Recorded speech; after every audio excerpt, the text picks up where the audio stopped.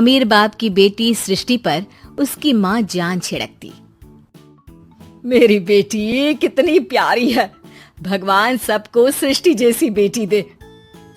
सृष्टि धीरे धीरे बड़ी होती है। एक दिन सृष्टि की सहेली कहती है, तू दिखने में कितनी अजीब सी है, लेकिन मैं जानती हूँ हम सब में सबसे अच्छी शादी तो तेरी ही होगी। तेरे पापा अमीर जो हैं। और बता नहीं सकते यार, दहेज तो हर कोई देता है, ये क्या ज्यादा ले जाएगी अपने पति के लिए? अरे बड़े शहर में कोठी है इसके पापा की। अरे पापा की है ना, कौन सी इसकी है? इसकी होती तब तो कोई भी लड़का इससे शादी कर लेता। अरे पापा की मतलब पापा की है तो मेरी ही है ना? किसने कहा? अब तेरी तो तब होगी ना जब तेरा भाई ना हो। वैसे भी शादी के बाद सारी प्रॉपर्टी भाई के नाम होती है। सृष्टि समझ जाती है कि उसे किसी भी हालत में माँ बाप की सारी प्रॉपर्टी को अपने नाम करना है, लेकिन कैसे? एक दिन सृष्टि का भाई शीनू कहता है, बहन क्या कर रही है? तुझसे एक बात करनी है। अरे हाँ हाँ करना, मैं तो तेरी बहन हूँ। बहन मेरी लाइफ में ना एक लड़की है, बहुत अच्छी है। मैं सोच रहा हूँ माँ और पापा से बात करूँ शादी के लिए। सृष्टि को समझ में आ जाता है कि भाई की शादी होते ही भाभी उसे एक दिन भी घर में बर्दाश्त नहीं करेगी। क्या बात है भाई, बताना कौन है वो? यार वो बहुत अच्छी लड़की है, पढ़ी लिखी है, मेरे साथ जॉब भी करती है। बस एक प्रॉब्लम है। हाँ प्रॉब्लम? क्या प्रॉब्लम है भाई? यार वो शादीशुदा है, लेकिन उसके पति ने उसे सिर्फ इसलिए छोड़ दिया क्योंकि उसके माँ बाप दहेज नहीं दे पाए। सृष्टि ये सुनकर न जाने क्यों खुश हो जाती है।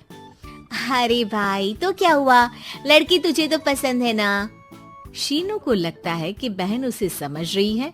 वो इस बात से अनजान होता है कि उसकी बहन की मंशा पूरा घर हड़पने की है। सृष्टि अपनी माँ से कहती है, मम्मी मुझे तो बहुत चिंता है, पता है शीनू क्या कर रहा है? अरे क्या कर रहा है? वो तो काम पर जाता है और वापस घर आता है। नहीं ना माँ, वो यही तो नहीं कर रहा, बाकी सब कर रहा है।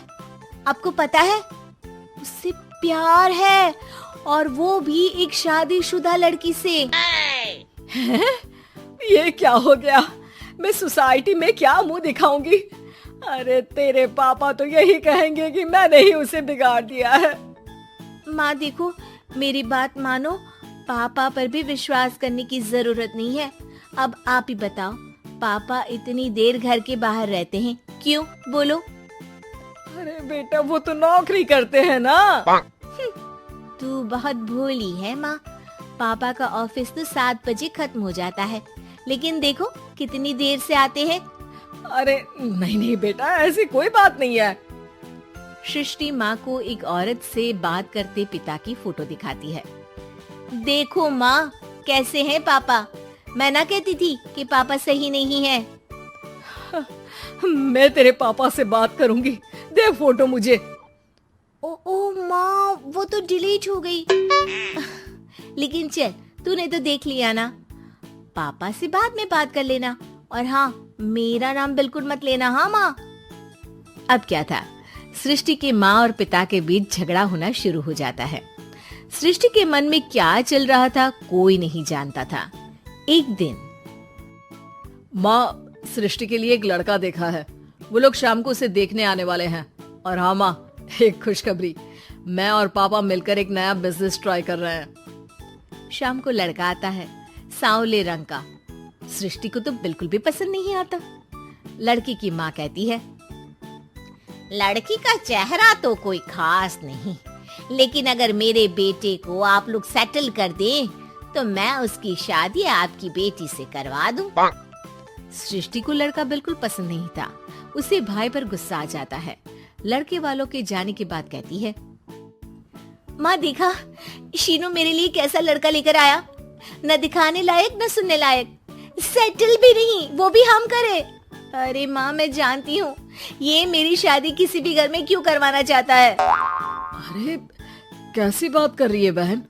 तूने तो देखा ना, लड़के को मैंने ही मना कर दिया तुझसे शादी के लिए।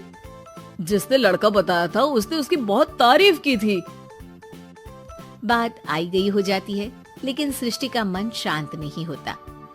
क्या करूं, कुछ समझ में नहीं आ रहा। मेरी शादी हो गई तो ये लोग पूरी प्रॉपर्टी शीनू के नाम कर देंगे, मेरे हाथ तो कुछ लगेगा ही नहीं। तभी सृष्टि को आइडिया आता है। वो किसी वकील को फोन करती है।